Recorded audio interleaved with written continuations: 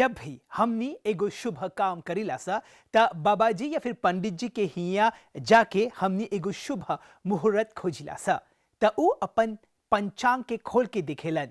सब कोई के नमस्ते और प्रणाम। ज्ञान विज्ञान कार्यक्रम में आप सब लोगन के शानदार स्वागत बाती। जी हाँ, आज हमनी बात करब जा हिंदू पंचांग के बारे में। हिंदू पंचांग का ह, ओकर उत्पत्ति और इतिहास का ह, ओकर पाछे विज्ञान का ह, काल गणना कौन ची ह, आज यही विषय पर हमनी बात करब जा। हिंदू धर्म में कोनो भी शुभ काम करे से पहले मुहूर्त जरूर देखल जाला, चाहे उस शादी हो, नवा घर में प्रवेश करे के हो या फिर एगो शुभ काम शुरू करे के ह। आर इस सब मुहूर्त पंचांग में दिखल जाला। पंचांग एगो पुरनका हिंदू कैलेंडर हवन। तिथि वारक्षः योगः करणमेव च एतेषाः यत्र विज्ञान पंचांग तनेन गथते।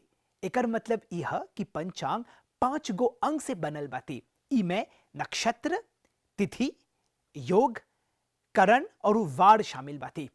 कौन दिन अच्छा बाते और कौन दिन अशुभ मानल जाला, ये 5 अंग के माध्यम से जानल जाला। नक्षत्र के भोजपुरी में नक्षत्र बोलल जाला। ई पंचांग के पहला अंग हवन। ज्योतिष के अनुसार 27 तरह के नक्षत्र होवेला, बकेर मुहूर्त निकाले बखत 28वां नक्षत्र भी गिनल जाला। शादी, गृह प्रवेश, शिक्षा, एगो लोटो किने के इस सब खातिर नक्षत्र देखे के चाहिए। एकर बाद आवेला तिथि। ई 16 प्रकार के होवेला। इमें पूर्णिमा और अमावस्या दूगो प्रमुख तिथि बाती। ई दोनों तिथि महीना में 21वें वार आवेला। तब तीसर का है योग, जे कोनो भी व्यक्ति के जीवन पर गहरा प्रभाव छोड़ेला। पंचांग में 27 प्रकार के योग मानल जाला। करण पंचांग के चौथा अंग हवन। तिथि के आधा भाग के करण बोलल जाला। एकर बाद पंचांग के 5वां अंग हवन वार। एक सूर्योदय से दूसर सूर्यास्त के बीच के अवधि के वार बोलल जाला। हिंदू या सनातन धर्म विविधता माने डाइवर्सिटी से भरल बाती। हिंदू दर्शन सच्चे के एगो जीवन पद्धति हवन, ए वे ऑफ लाइफ। हिंदू धर्म में ज्योतिष, व्रत, त्योहार, मुहूर्त, शादी और पंचांग के विशेष महत्व बाती। होली, दिवाली से लेके शुभ मुहूर्त ले इस सब बहुते खास बाती। इस सब के आधार हवन पंचांग। एकरावे हिंदू कैलेंडर भी बोलल जाला। भारतीय भारत में एकरा भिन्न भिन्न रूप में अपनावल गल बाती। पंचांग के शाब्दिक अर्थ है 5 गो अंग। एकरा काल दर्शक भी बोलल जाला। पंचांग में भी 12 महीना में बाटल गल बाती। हर एक महीना में 2 गो पक्ष रहेला, शुक्ल पक्ष और कृष्ण पक्ष। 6 महीना के बखत के अयन बोलल जाला और हर बरिस में 2 गो अयन होवेला। ई 2 गो अयन के राशि में 27 नक्षत्र भ्रमण करेला। 12 महीना के एगो बरिस और 7 दिन के एगो सप्ताह रखे के प्रचलन विक्रम संवत से शुरू हो रहल। हिंदू धर्म में महीना के हिसाब सूर्य और चंद्रमा के गति मानी स्पीड पर रखल जाला। हिंदू धर्म में मानल गल 12 राशि के ही 12 महीना के संज्ञा देवल गल बाती। जोन दिन में सूर्य जोन राशि में प्रवेश करेला, हवे दिन संक्रांति मनावल जाला। इमें सबसे प्रसिद्ध हवन मकर संक्रांति। पूर्णिमा के दिन में चंद्रमा जोन नक्षत्र में रहेला, वही आधार पर महीना के नामांकरण माने नोमेनक्लेचर करल गल बाती। हिंदू धर्म में भी 2 गो तरह के बरिस रहेला, सौर्य बरिस और चंद्र बरिस। चंद्र बरिस सौर्य बरिस से 11 दिन, 3 घड़ी और 48 पल छोटका रहेला। यही खातिर हर 3 बरिस में 1 महीना के जोड़ देवल जाला, जेकरा अधिक मास या फिर पुरुषोत्तम मास बोलल जाला। हर महीना में 30 दिन रहेला, 1 दिन के तिथि बोलल जाला। हिंदू पंचांग के अनुसार 19 घंटा से 24 घंटा ले रहेला। 24 घंटा के संगे संगे दिन के 8 पहर में भी बाटल गल बाती। एक पहर के लगभग 3 घंटा के रहेला, एक घंटा में लगभग 2 गो घड़ी रहेला। बकिर एक पल लगभग आधा मिनट के रहेला। एक पल में कुल 24 क्षण रहेला। अब पहर के अनुसार अगर देखल जाए त 4 पहर के दिन 4 पहर के रात होवेला। पंचांग प्रमुख रूप से 5 गो अंग के बातें जैसे कि बोलनी ई में तिथि, वार, नक्षत्र, योग और करण। चंद्रमा के एगो कला के तिथि बोलल जाला। चंद्र और सूरज के अंतरांशों के मान 12 अंश के तिथि होवेला। जब अंतर माने डिफरेंस 180 अंश के रहेला तब ये उ बखत के हमनी पूर्णिमा बोलीला सब। जब ये अंतर 0 या फिर 360 अंश के होवेला तब ये उ बखत के अमावस्या बोलल जाला। एक महीना में 30 तिथि रहेला। 15 कृष्ण पक्ष के और 15 शुक्ल पक्ष के। इ तिथि के नाम हवन प्रतिपदा, द्वितीया, तृतीया, चतुर्थी, पंचमी, षष्ठी, सप्तमी, अष्टमी, नवमी, दशमी, एकादशी, द्वादशी, त्रयोदशी, चतुर्थदशी, तब अंतिम में पूर्णिमा, बकिर कृष्ण पक्ष में अमावस्या। एकर बाद आवेला वार। एक सूर्योदय से दूसर दिन के सूर्योदय के काल अवधि के वार बोलल जाला। वार कुल 7 दिन के हवन जे 7 ग्रह के नाम पर रखल गल बाते। रविवार, सोमवार, मंगलवार, बुधवार, गुरुवार, शुक्रवार और शनिवार। पंचांग के तीसर का भाग हवन नक्षत्र, जेकरा भोजपुरी में नक्षत्र भी बोलल जाला। ई तारा माने स्टार्स के समूह हवन। हर एक नक्षत्र के 4 चरण होवेला और 9 चरण के मिलला से एक राशि बनीला। कुल 27 नक्षत्र रहेला जे प्रजापति दक्ष के 27 कन्या के नाम पर रखल गल बाटे। ई सब कन्या के विवाह चंद्र से हो रहल। इमे अश्विनी, भरणी, कृतिका, रोहिणी, मृगशीर्ष, आदरा, पुनर्वसु, पुष्य, अश्लेषा, मघा, पूर्व फाल्गुनी आर ई कुल नक्षत्र के नाम सगबजा ई बखत बढ़े।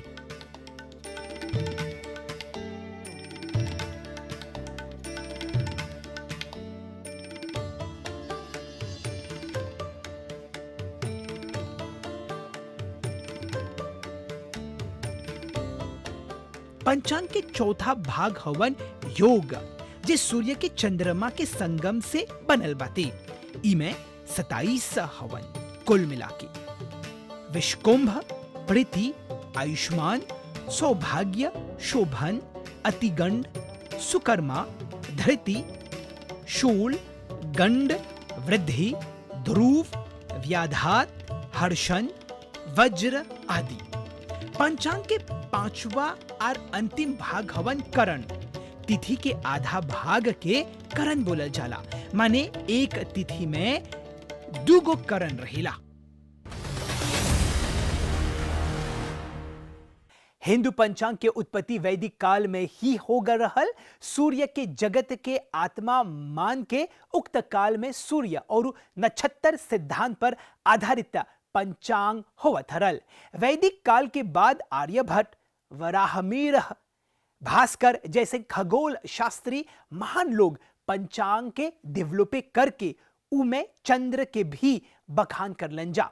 वेद और दूसर ग्रंथ में सूर्य, चंद्रमा, पृथ्वी और नक्षत्र सबके स्थिति माने कोजिशो निमन से देख के ओकर डिस्टेंस माने दूरी, स्पीड माने गति के वर्णन उलो करलन जा। पंचांग के चक्र के खगोलीय तत्व माने कि एस्ट्रोनॉमिकल एलिमेंट से जुड़ल जाला। 12 महीना के एक बरिस और 7 दिन के एगो सप्ताह के प्रचलन विक्रम संवत से शुरू होवेला।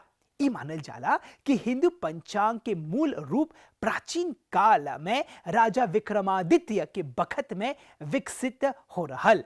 अगर निमन से देखबा त एकर स्रोत माने कि सोर्स वैदिक काल से ही आल बाटे। जब से दुनिया शुरू होल बाटे तब ये उही बखत में गणित माने कि मैथमेटिक्स चलाल रहल। हिंदू धर्म और ज्योतिष शास्त्र में एकरा काल गणना भी बोलल जाला। काल गणना करे बखत सूर्य, चंद्रमा और पृथ्वी तीनों के चाल निमन से समझे के चाहिला। पृथ्वी पर दिन रात होवे के और मौसम के बदलला पर सूर्य और चंद्रमा वे जिम्मेदार हवन। पृथ्वी चंद्रमा के संगे सूर्य के चक्कर लगावेला। यही खातिर तीनों के चाल निमते से समझ के ही सटीक माने एग्जैक्ट काल गणना करे के चाहिए। ज्योतिष शास्त्र में कई गो प्रकार के सूत्र और सिद्धांत दिखल गल बाते जेमें ई कैलकुलेशन हुआ सकी निमते से हो जाए। सनातन संस्कृति एगो सुंदर, तार्किक, ऐतिहासिक और वैज्ञानिक माने साइंटिफिक सभ्यता हवन। हिंदू पंचांग वैज्ञानिक बातें काहे कि प्लैनेट माने ग्रह की स्पीड और खगोलीय घटना माने कि एस्ट्रोनॉमिकल फेनोमेनन पर आधारित रहेला।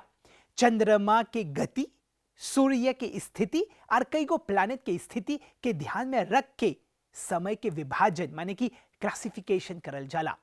धार्मिक दृष्टिकोण से पंचांग के उपयोग कई गो त्योहार, व्रत, शुभ काम खातिर समय के निर्धारण में होवेला। भारत में खगोल विज्ञान माने कि एस्ट्रोनॉमी के एगो लंबा परंपरा बाती, बकर हिस्टोरिकल डॉक्यूमेंट के कमती होवे के कारण एकर बारे में उतना पुख्ता जानकारी नहीं मिलीला। भारतीय खगोल विज्ञान 1400 ईसा पूर्व अगाड़ीवे फलल फूलल बाती, जे बेबीलायन एस्ट्रोनॉमी से आर जस्ती पुरनका बाती। तब 5वीं शताब्दी में आर्यभट्ट सहित कई गो एस्ट्रोनॉमर हिंदू पंचांग के बनैले रहलन जा। हमनी के जीवन सप्ताह पर विभाजित बाते, माने इमे 7 गो दिन बा। कई गो सेलेस्टियल बॉडी के नाम देवल गल बाते त कई गो दूसर नाम, और भरती दुनिया में है ये स्पेसिफिक सीक्वेंस के फॉलो करल जाला। का आप लोग ई सोचली हवा कि एग्जैक्टली के दिन के नाम देलन और काहे ओकरा ई सीक्वेंस में अरेंज करल गल बाते? काहे एक सप्ताह में खाली 7वें दिन बाते? चला हमनी गूगल में चेक करेला सा। इजिप्ट के लोग, बेबीलायन के लोग, ग्रीक के आदमी, काहे नहीं ई लोग त पूरी दुनिया में अपन ज्ञान के प्रचार प्रसार करलन। काहे कि आव शब्द त होरा शब्द से निकलल बाते, बकर नहीं इस सब के कोनो पुख्ता एविडेंस माने ठोस प्रमाण नहीं बाते। इस सब लोग कोनो आविष्कार नहीं कर ले हवन जा। पश्चिमी लोग त खाली उ लोग के महत्व देवल गल बाते। हमने बिना देख रेख करके खाली उ लोग पर विश्वास करनी सा। जी हाँ, आवा शब्द होरा से ता आल बाती, बकेर संस्कृत शब्द के अहोरत्र शब्द से आल बाती। सूर्य सिद्धांत नाम होला एगो पुरनका पुस्तक बाती। इमे एस्ट्रोनॉमी माने खगोल शास्त्र पर सीरियस माने गंभीर और विशेष ज्ञान शामिल बाती। इमे 7 मुख्य ग्रह के अरेंजमेंट पर बात करल गल बाती।